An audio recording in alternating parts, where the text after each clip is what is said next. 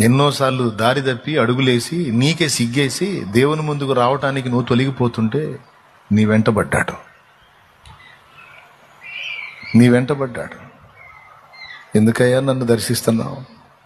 నీకు తగను ప్రభువా, పనికి మాలిన పాత్రను ప్రభువా, మలిన పాత్రను ప్రభువా, తగను ప్రభువా అని నీకై నువ్వే సిగ్గుపడి తొలగిపోతుంటే నిన్ను వదిలిపెట్టలా, వెంటబడ్డాడు. ప్రతి చరణము వెంట పల్లవి ఉన్నట్లే ప్రతి క్షణమున నీవు పలుకరించావు.